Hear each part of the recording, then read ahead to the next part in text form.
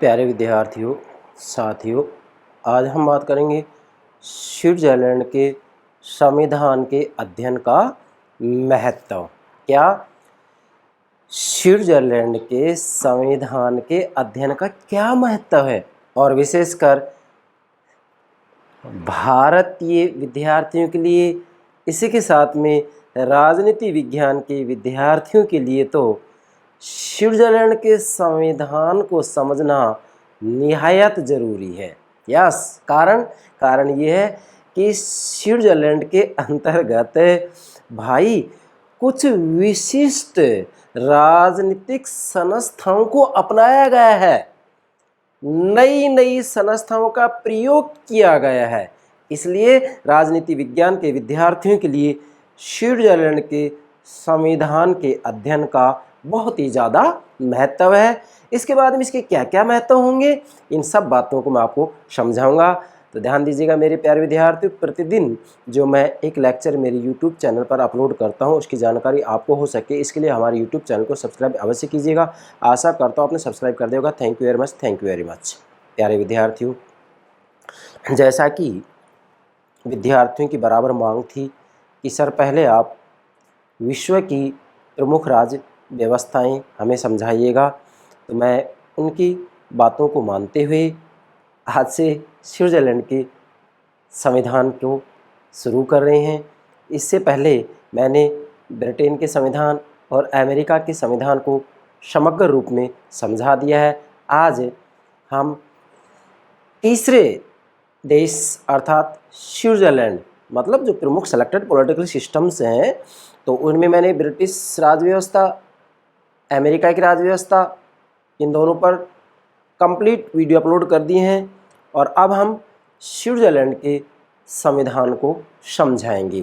तो आज से हम क्रमबद्ध रूप में सबसे पहले स्विट्जरलैंड के संविधान को लेंगे, इसके बाद में जापान के संविधान को लेंगे, इसके बाद में चीन के संविधान को लेंगे। मैं क्रमबद्ध रूप में इन तीनों ही देशों की राज्य व्यवस्थाओं को समझाऊंगा। उसके बाद में राजनीतिक सिद्धांत से संबंधित जितनी भी अवधारणाएं हैं, जितने भी सिद्धांत हैं, जितनी भी विचारधाराएं, वो सब बातें मैं आपको समझाऊंगा। तो डियर स्टूडेंट्स, ध्यान दें, स्विट्जरलैंड के संविधान का महत्व, मतलब स्विट्जरलैंड के संविधान के अध्ययन का राजनीति विज्ञान के विद्यार्थियों के लिए क्या महत्व है, और विशेषकर भारतीय विद्यार्थियों के लिए इसका क्या महत्व है, समझिएगा भाई। सबसे पहले मैं आपको इस संविधान का महत्व समझाऊं, उससे पहले मैं आपको दो सूत्र देना चाह रहा हूं। इन सूत्रों के आधार पर आप पूरी दुनिया में, क्या बोल रहा हूं मैं, पूरी दुनिया में किसी भी देश की राज्य व्यवस्था अर्थात संविधान को आसानी से समझ सकते हैं। और यदि इसकी जानकारी नहीं है तो फिर आप संविधान को समझ नहीं सकते, केवल बिंदु रटेंगे। और मैं बिंदु रटाता नहीं हूँ, मैं तो राज्य व्यवस्थाओं को समझाना चाह रहा हूँ। मैं राजनीति विज्ञान को गंभीरता से, गहराई से आपको समझाना चाहता हूँ। प्यारे विद्यार्थियों, ध्यान दें, मैं इसकी पृष्ठभूमि तैयार करूँगा। इसके आधार पर आप पूरी दुनिया की राज्य व्यवस्थाओं को, संविधानों को आसानी से समझ सकते हैं। यहाँ माना मैंने संविधान का महत्व लेंगे हम कि भी स्विट्जरलैंड के संविधान का क्या महत्व है, जिसको कि मैं 7 बिंदु के आधार पर समझाऊंगा। लेकिन इससे अलग मैंने आपके लिए 3 डायग्राम बनाए, 1, 2, 3, और ये तीनों भी बहुत महत्वपूर्ण। तीनों समझ गए। मैं फिर कह रहा हूँ, पूरी दुनिया में किसी भी देश की राज्य व्यवस्थाओं को आप इसके आधार पर आसानी से समझ सकते हैं, कोई नई बात होगी ही नहीं। ध्यान दें भाई, सबसे पहले तो आप ये देखिएगा, मैंने यहाँ नोट किया है सूत्र नंबर 1, सूत्र नंबर 2, और इसके बाद में यहाँ पर एक डायग्राम बनाया है। ठीक है भाई, वास्तव में सबसे पहले तो आपको यह बात ध्यान रखनी है क्या, कि समाज के बिना व्यक्ति नहीं रह सकता, उसी प्रकार से राज्य के बिना समाज नहीं रह सकता, उसी प्रकार से संविधान के बिना राज्य नहीं रह सकता। अर्थात भाई, जैसा कि राजनीति विज्ञान के पिता जनक अरस्तु ने अपनी पुस्तक पॉलिटिक्स में कहा है कि जो व्यक्ति ये कहता है कि मुझे समाज और राज्य की कोई आवश्यकता नहीं है, तो वह व्यक्ति वास्तव में व्यक्ति नहीं है, वह मनुष्य नहीं है। या तो वह जंगली जानवर है या फिर वह ईश्वर है। मतलब अरस्तु का कहना है कि बिना समाज और राज्य के व्यक्ति रह ही नहीं सकता। बिना समाज और राज्य के या तो पशु रह सकते हैं या ईश्वर रह सकता है, देवता रह सकते हैं। यदि मनुष्य है तो बिना समाज और राज्य के नहीं रह सकता। समझ में आ रहा है नहीं? जैसे मैंने यहाँ आपको लिख रखा है, यहाँ सूत्र नंबर 1, सूत्र नंबर 2, तो मैंने यहाँ नोट किया व्यक्ति समाज। इसका मतलब ये है कि भाई समाज के बिना व्यक्ति नहीं रह सकता, मतलब व्यक्ति के लिए समाज अति आवश्यक है। ठीक इसी प्रकार से समाज राज्य के बिना नहीं रह सकता, समाज को राज्य की अति आवश्यकता है। मतलब समाज का जो संगठित रूप होता है वह ही राज्य कहलाता है। यस, तो बिना राज्य के समाज नहीं रह सकता, इसलिए समाज को राज्य की अति आवश्यकता होती है। ठीक इसी प्रकार से राज्य संविधान के बिना नहीं रह सकता। सभी राज्यों के अपने अपने संविधान होते हैं, है ना ये बात सही? अर्थात सभी राज्यों के अपने अपने संविधान होते हैं भाई, चाहे भारत हो, अमेरिका हो, स्विट्जरलैंड हो, जापान हो, पाकिस्तान हो, चीन हो, कोई भी देश क्यों ना हो, तो उसका अपना संविधान होता है। तो इसका मतलब क्या हुआ कि व्यक्ति समाज के बिना नहीं रह सकता, समाज राज्य के बिना नहीं रह सकता, और राज्य संविधान के बिना नहीं रह सकता।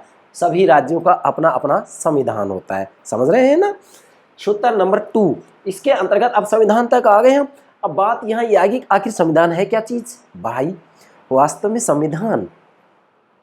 संविधान नोट कीजिएगा, संविधान लिखित अलिखित नियमों का संग्रह होता है, जिसमें शासन के संगठन का उल्लेख किया जाता है और अंगों में शक्ति वितरण किया जाता है। मतलब सरकार के जो 3 अंग होते हैं, व्यवस्थापिका, कार्यपालिका और न्यायपालिका, अंगों में शक्ति वितरण किया जाता है और सामान्य सिद्धांतों का निर्धारण किया जाता है, जिसके आधार पर शक्तियों का प्रयोग किया जाता है। सामान्य सिद्धांतों के निर्धारण का मतलब यह है, जैसे किसी देश में संसद की संप्रभुता के सिद्धांत को अपनाया जाता है। फॉर एग्जाम्पल ब्रिटेन के अंतर्गत दूसरे रूप में कहूँ तो कहीं संसदात्मक शासन प्रणाली होती है, कहीं अध्यक्षात्मक शासन प्रणाली होती है। जैसे ब्रिटेन में संसदात्मक शासन प्रणाली है, अमेरिका में अध्यक्षात्मक शासन प्रणाली है, और स्विट्जरलैंड की बात करेंगे तो यहाँ वास्तव में संसदात्मक शासन प्रणाली और अध्यक्षात्मक शासन प्रणाली दोनों का समन्वय किया गया है। कैसे किया गया इसके लिए मैं अलग से आगे जब वीडियो अपलोड करूंगा सब बातें समझा दूंगा।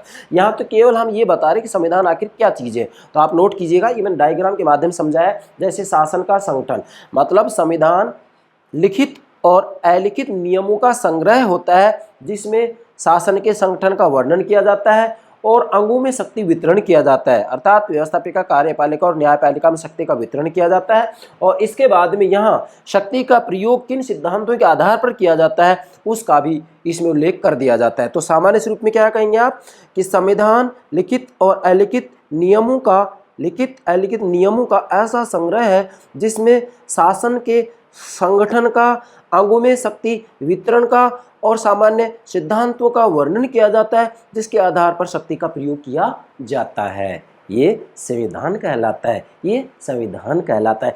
अब हमें तो ये देखना है कि ये संविधान जो है स्विट्जरलैंड का, भाई इस संविधान के अध्ययन का क्या महत्व है, राजनीति विज्ञान के विद्यार्थियों के लिए इसका क्या महत्व है, और विशेषकर भारतीय विद्यार्थियों के लिए इसका क्या महत्व है, इसके महत्व को समझना है। अब इसके महत्व को मैं बढ़ाऊँ आगे, उससे पहले ये डायग्राम और समझिएगा। मैंने यहाँ नोट किया है स्विस संविधान 1 2 3 4 5 6 7, मतलब ये जो 7 इसके महत्व है आप यहाँ नोट कीजिएगा। इसके आधार पर आप डायग्राम बनाएं और फिर आप एक बात पुनः समझेंगे क्या कि वास्तव में देखो यहाँ तक आ गए हम कि भाई प्रत्येक राज्य का अपना संविधान होता है, परंतु वास्तव में संविधान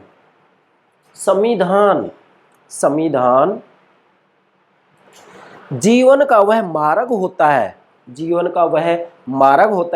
जिसे राज्य अपने लिए चुनता है। मैंने लिखा है राज्य ने चुना है, मतलब संविधान जीवन का वह मार्ग होता है जिसे राज्य अपने लिए चुनता है, और प्रत्येक देश की परिस्थितियां और आवश्यकताएं अलग अलग होती हैं। इसी हिसाब से वहाँ पर हम ये कहेंगे कि प्रत्येक देश का अपना जीवन मार्ग भी अलग होता है, अर्थात वहाँ की परिस्थितियां और आवश्यकताओं के अनुसार वहाँ का संविधान बनाया जाता है, चाहे वह लिखित हो अलिखित हो। अर्थात जो नियमों का संग्रह होता है वह उस देश विशेष की परिस्थितियों और आवश्यकताओं के अनुसार बनाया जाता है। इसलिए कहा जाता है कि संविधान जीवन का वह मार्ग है जिसे राज्य अपने लिए चुनता है और प्रत्येक राज्य का अपना जीवन मार्ग होता है। वह जीवन मार्ग वहाँ की परिस्थिति और आवश्यकताओं के अनुसार चुना जाता है।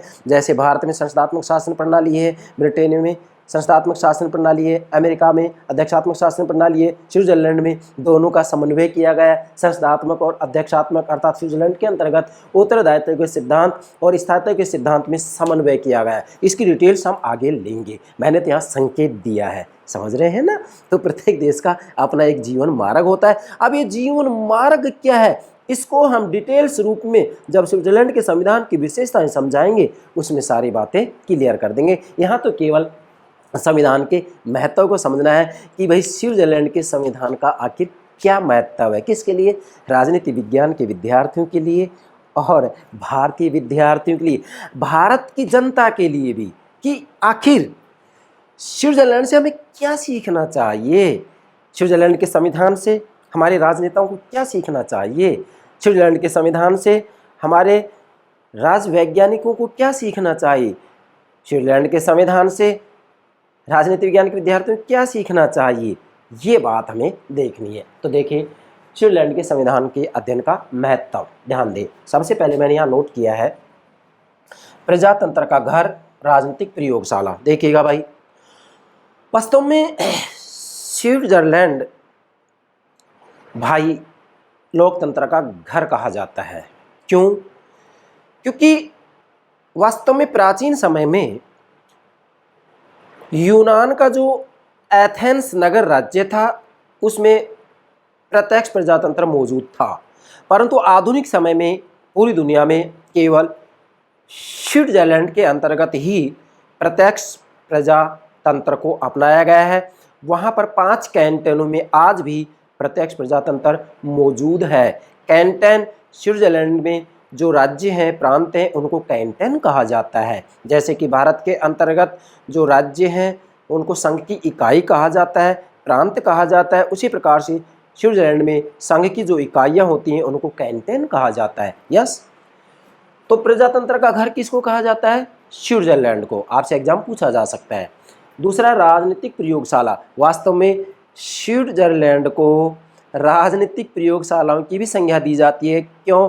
क्योंकि वहाँ प्रत्यक्ष प्रजातंत्र के जो महत्वपूर्ण उपकरण या साधन या संस्थाएं हैं उनको अपनाया गया है। कैसे? जैसे स्विट्जरलैंड में लोकसभाएं भी हैं, आरंभक भी है, जनमत संग्रह को भी अपनाया गया है और प्रत्यावर्तन को भी अपनाया गया है। मतलब राजनीतिक प्रतिनिधियों को वहाँ पर वापस बुलाया जा सकता है, जबकि हमारे भारत में वास्तविक रूप में प्रत्यावर्तन की व्यवस्था नहीं की गई है। यहाँ पर वास्तविक रूप में आरंभक भी नहीं अपनाया गया है, जनमत संग्रह की भी कोई व्यवस्था नहीं की गई है। इसका मतलब भारत में प्रत्यक्ष प्रजातंत्र के कोई उपकरण नहीं अपनाए गए। स्विट्जरलैंड के अंतर्गत ये चारों ही उपकरण मौजूद हैं और इन चारों ही उपकरणों को वहाँ पर अपनाने के कारण ये कहा जाता है कि भाई जो स्विट्जरलैंड है वो वास्तविक रूप में राजनीतिक प्रयोगशाला है, अर्थात वहाँ नए नए प्रयोग कर करके देखे जाते हैं। तो यह भी एग्जाम पूछा जा सकता है, निम्न में से किस देश को राजनीतिक प्रयोगशालाओं की संज्ञा दी जाती है? तो स्विट्जरलैंड को ये संज्ञा दी जाती है। नोट कीजिएगा। अगली बात भाई,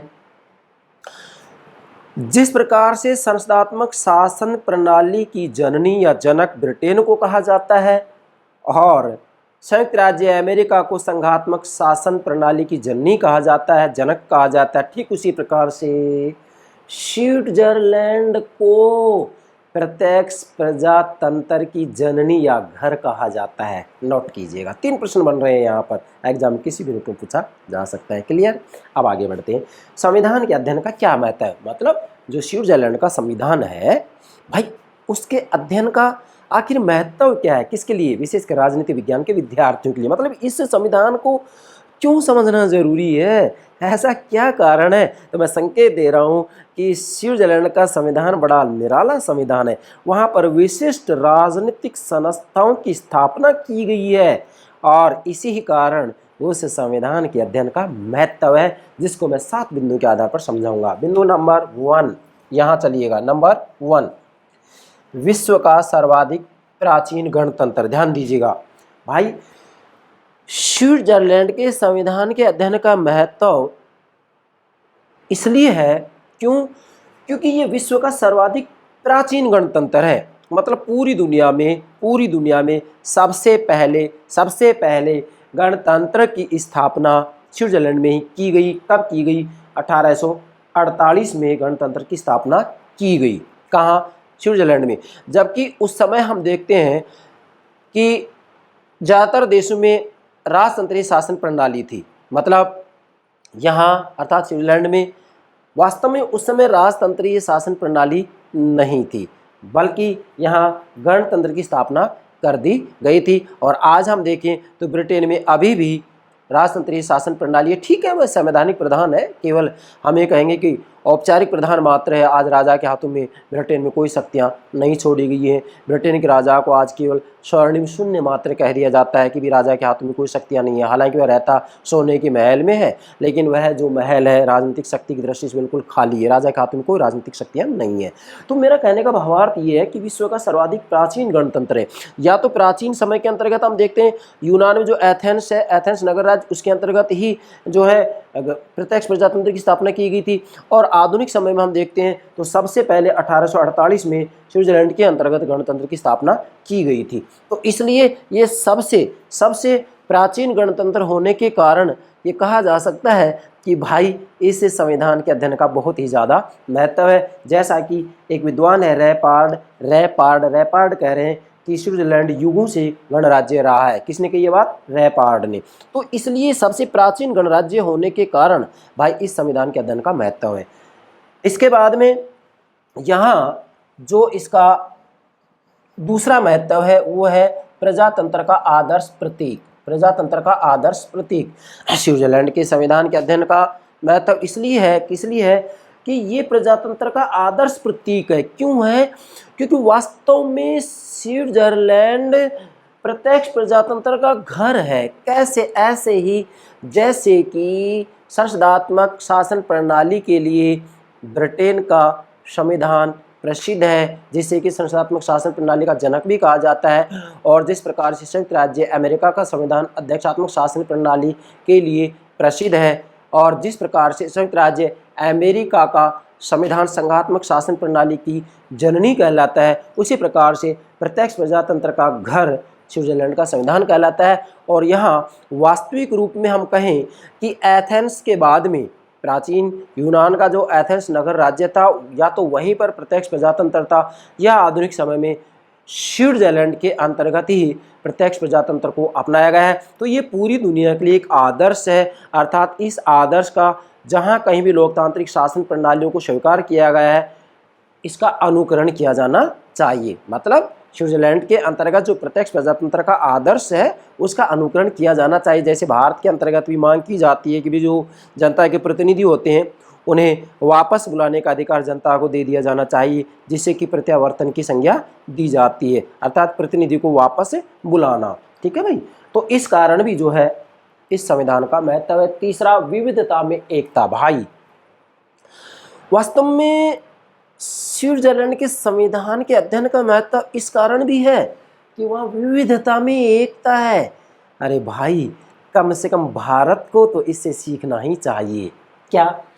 कि स्विट्जरलैंड में 74% जर्मन है, 20% फ्रेंच है, और 5% इटालियन और 1% रोमन है, और फिर भी वो आपस में भाईचारे से, प्रेम से रह रहे हैं। उनमें किसी भी रूप में कोई विवाद नहीं है, और वहाँ के संविधान में इस विविधता को खुले दिल से स्वीकार किया गया है। इसलिए कहा जा सकता है कि अभी जो राष्ट्र राज्य का आदर्श है, वास्तव में इसका जो अगला स्टेप होगा वो होगा विश्व सरकार की स्थापना करना। मतलब यदि विश्व में शांति स्थापित करनी है तो इसके लिए विश्व सरकार की स्थापना जरूरी है, और जब विश्व सरकार की स्थापना की जाएगी तो इसके लिए स्विट्जरलैंड के संविधान से सीखना चाहिए कि विविधता में एकता कैसे स्थापित की जा सकती है। अरे भाई, स्विट्जरलैंड के अंतर्गत वास्तविक रूप में जब मंत्रिमंडल का गठन किया जाता है ना, तो वहाँ सभी दलों के सदस्यों को लिया जाता है, सभी दलों के सदस्यों को मंत्रिमंडल में सम्मिलित किया जाता है, जिसके बारे में ये कहा जाता है कि स्विट्जरलैंड के अंतर्गत राजनीतिक सजातीयता का अभाव है। अर्थात सभी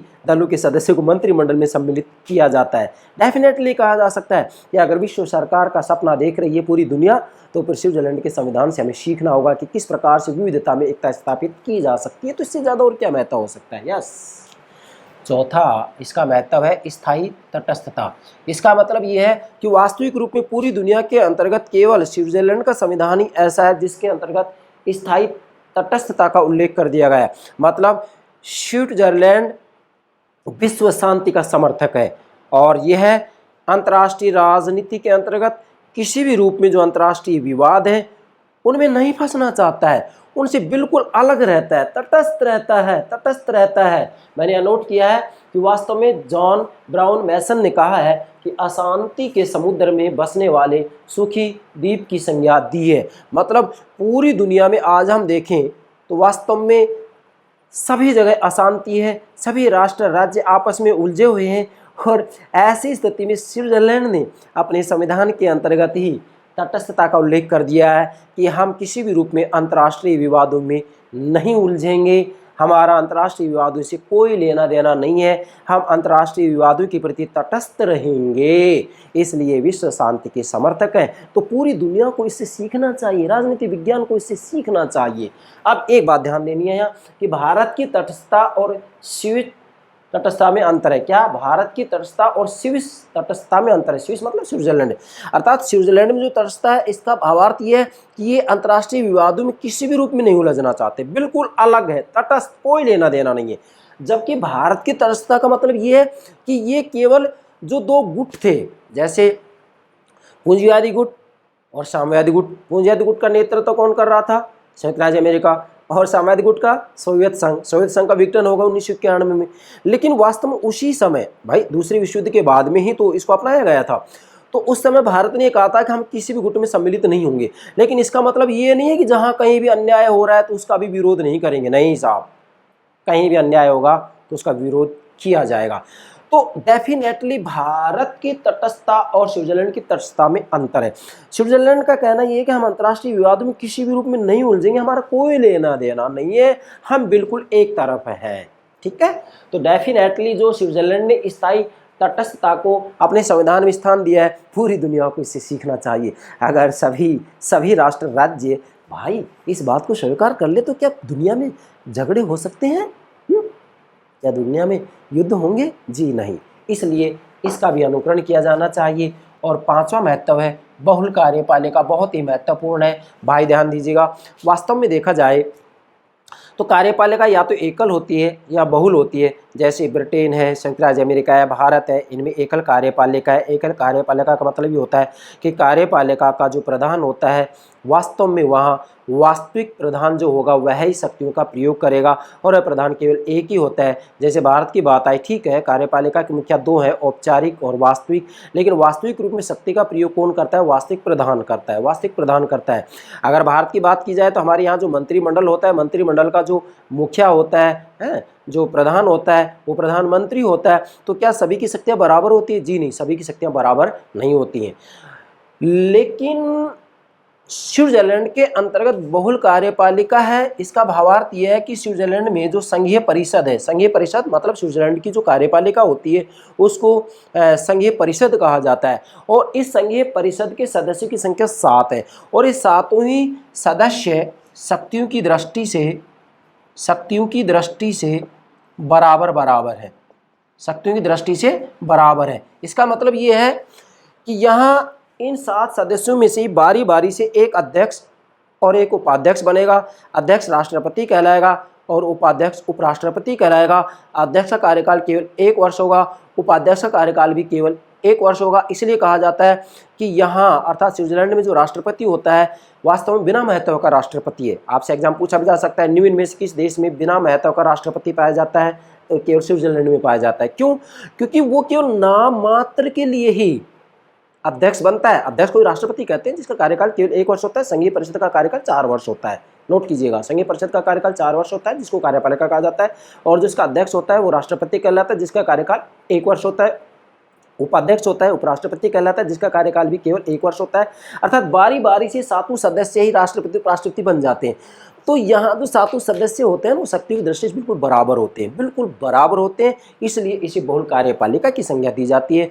तो वास्तविक रूप में इसके अंतर्गत हम ये कहेंगे कि भाई जब कार्यपालिका का गठन किया जाता है तो इसमें सभी दलों के सदस्यों को सम्मिलित कर लिया जाता है, जिसके बारे में आप ये कहेंगे कि भाई स्विट्जरलैंड के अंतर्गत राजनीतिक सजातीयता का अभाव है। जैसे कि भारत के अंतर्गत राजनीतिक सजातीयता मौजूद है कि भाई किसी भी दल को स्पष्ट बहुमत मिल जाता है तो उसी दल के सदस्यों को मंत्रिमंडल में सम्मिलित किया जाता है, जबकि स्विट्जरलैंड में ऐसा नहीं है। स्विट्जरलैंड के अंतर्गत सभी दलों के सदस्यों को वास्तविक रूप में इसमें सम्मिलित किया जाता है, इसलिए कहेंगे आप कि यहाँ राजनीतिक सजातीयता का क्या है, अभाव पाया जाता है। ठीक है भाई। अच्छा, इसका अब आपसे एग्जाम पूछा जा सकता है निम्न में किस देश के अंतर्गत बहुल कार्यपालिका पाई जाती है, तो कहाँ पाई जाती है, स्विट्जरलैंड में। बाकी मैं बहुल कार्यपालिका के ऊपर अलग से वीडियो अपलोड करूंगा, अलग से कंप्लीट बातें समझाऊंगा। छठा जो इसका महत्व है वह है विकासशील संविधान या गतिशील संविधान। विकासशील संविधान इसका मतलब क्या है, देखिएगा ये जो संविधान स्विट्जरलैंड का 19वीं शताब्दी में निर्मित हुआ, कब, 1848 में, 1848 में निर्मित हुआ, और उसके बाद में इसमें कुछ परिवर्तन किया गया 1874 में, उसके बाद में 1999 में, और इस जो 99 में संविधान में परिवर्तन किया गया था इसको 1 जनवरी 2000 से लागू कर दिया गया। 1 जनवरी 2000 से नया संविधान स्विट्जरलैंड में लागू कर दिया गया है।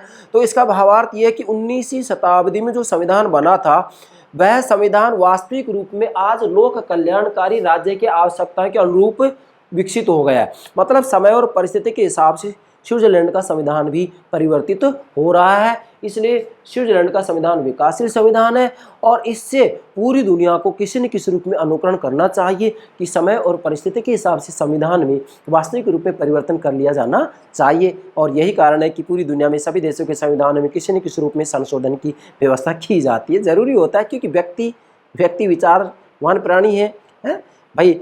वास्तव में हम ये कहें कि मनुष्य परिवर्तनशील प्राणी है, मनुष्य की आवश्यकताएं परिस्थिति बदलती रहती है तो फिर नियमों में भी उसी हिसाब से परिवर्तन जरूरी होता है। ठीक है भाई। तो यहाँ ये छठा इसका महत्व होगा कि स्विट्जरलैंड का संविधान क्या है, विकासशील संविधान है, इसलिए भी राजनीति विज्ञान के विद्यार्थियों के लिए इस संविधान की जानकारी अति आवश्यक है। और अंतिम सातवां महत्व है लोकतांत्रिक प्रयोगों की प्रयोगशाला। नोट कीजिएगा, लोकतांत्रिक प्रयोगों की प्रयोगशाला। अरे भाई, वास्तव में देखा जाए तो आज पूरी दुनिया में केवल स्विट्जरलैंड में ही प्रत्यक्ष प्रजातंत्र की संस्थाएं हमें देखने में मिलती हैं। सबसे पहले तो नोट कीजिएगा, प्रत्यक्ष प्रजातंत्र की मुख्य संस्थाएं 4 होती हैं, साधन या उपकरण भी कहते हैं इनको। कौन कौन से हैं? लोकसभाएं। मैं हालांकि इनके ऊपर अलग से वीडियो अपलोड करूंगा आगे चलकर, क्योंकि मुझे तो पूरा संविधान समझाना, तो सारी बातें क्लियर करूंगा मैं, लेकिन यहाँ केवल नाम बता रहा हूँ मैं। एक उपकरण या साधन या संस्था क्या है? लोकसभाएं, जनमत संग्रह, आरंभक और प्रत्यावर्तन। ये चारों उपकरण स्विट्जरलैंड में अपनाए गए हैं, इसीलिए वास्तव में इसे लोकतांत्रिक प्रयोगों की प्रयोगशाला कहा जाता है। किसको? स्विट्जरलैंड को। अब मैं थोड़ा सा यहाँ आपको बताना चाह रहा हूँ इसका चारों का भावार्थ सामान्य रूप में, बाकी मैं अलग से समझाऊंगा बहुत डिटेल्स रूप में। देखो, जो लोकसभाएं होती है इसका मतलब ये होता है कि भाई कैंटन के अंतर्गत जितने भी जो वयस्क नागरिक होते हैं वो एक स्थान पर एकत्रित होंगे और एकत्रित होकर के वो अपने लिए वहाँ कानून बनाएंगे। मतलब उस समय वो लोकसभाएं, मतलब जो कैंटन के नागरिक होते हैं वो एक जगह इकट्ठे होते हैं और एक व्यवस्थापिका के रूप में वो अपना रूप धारण कर लेती है और अपने लिए कानून बनाती है, तो वो लोकसभाएं कहलाती है। आरंभक का मतलब ये होता है कि वास्तविक रूप में इसके अंतर्गत जनता स्वयं कानून बनाने की पहल करती है कि भाई इस प्रकार के कानून बनाइएगा।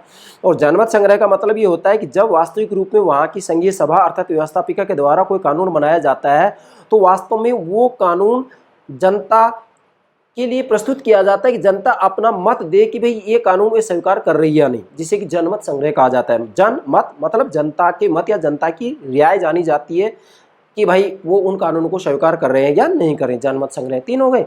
और चौथा है प्रत्यावर्तन। इसका मतलब ये होता है कि जनता वास्तविक रूप में जो प्रतिनिधि होते हैं उनको वापस बुला सकती है, बाकी डिटेल्स रूप में मैं आगे आपको समझाऊंगा। यहाँ तो मैंने केवल इसको एक झलक मात्र दी है कि भाई प्रत्यक्ष प्रजातंत्र के विशेषकर 4 उपकरण होते हैं, लोकसभाएं, आरंभक, जनमत संग्रह और प्रत्यावर्तन, जिसका कि आगे चलकर हम उल्लेख करेंगे। तो वास्तव में यहाँ स्विट्जरलैंड में लोकतांत्रिक प्रयोगों की प्रयोगशाला इसलिए है कि यहाँ 4 संस्थाओं को अपनाया गया। मैंने यहाँ लिखा भी है 4 संस्थाओं के कारण इसको लोकतांत्रिक प्रयोगों की प्रयोगशाला कहा जाता है। 4 संस्थाओं के कारण, 4 संस्थाएं कौन कौन सी हैं, जिनको उपकरण भी कहा जाता है, साधन भी कहा जाता है। एक बार मैं इसकी पुनरावृत्ति कर रहा हूँ। क्या है? लोकसभाएं, नोट कीजिएगा, लोकसभाएं, आरंभक, जनमत संग्रह और प्रत्यावर्तन। फिर से कह रहा हूँ, इन चारों ही उपकरण, साधन या संस्थाओं के ऊपर मैं अलग से वीडियो अपलोड करूँगा, वहाँ डिटेल्स रूप में समझाऊंगा। यहाँ तो मैंने सामान्य रूप में पृष्ठभूमि तय की है कि भाई स्विट्जरलैंड के संविधान के अध्ययन का भारतीय विद्यार्थियों के लिए और राजनीति विज्ञान के विद्यार्थियों के लिए क्या महत्व है। तो आपने यहाँ देखा कि वास्तविक रूप में स्विट्जरलैंड का जो संविधान है बड़ा अनूठा, अनोखा, विचित्र संविधान है। इसमें विशिष्ट राजनीतिक संस्थाओं की स्थापना की गई है। इस कारण इस संविधान के अध्ययन का बहुत ही ज़्यादा महत्व है। आशा करता हूँ आप ये सब बातें ठीक से समझ गए होंगे। इसके बाद हम क्रमबद्ध रूप में स्विट्जरलैंड के संविधान की एक एक बात को बेहतर तरीके से समझाएंगे और मैं विशेष प्रयास करूंगा कि भाई न केवल स्विट्जरलैंड बल्कि मेरा मुख्य जोर ये होगा कि मैं इस रूप में राज्य व्यवस्थाओं को समझाऊं जिससे कि आप पूरी दुनिया की राज्य व्यवस्थाओं को समझने में किसी भी रूप में कठिनाई महसूस ना करें। मैं मेरे विद्यार्थियों के लिए ही राजनीति विज्ञान रूपी समुद्र में गोते लगाऊंगा, तैरूंगा, डूबने का प्रयास करूंगा, जिससे कि मैं मेरे विद्यार्थियों के लिए निरूपित हो सकूं और उनके सामने अपने विचारों को प्रस्तुत कर सकूं, जिससे कि वो राजनीति विज्ञान को बेहतर तरीके से समझ सकें। यस, मुझे पूरा विश्वास है कि आप स्विट्जरलैंड के संविधान के अध्ययन का महत्व ठीक से समझ गए होंगे। Okay, yes, thank you very much, thank you very much.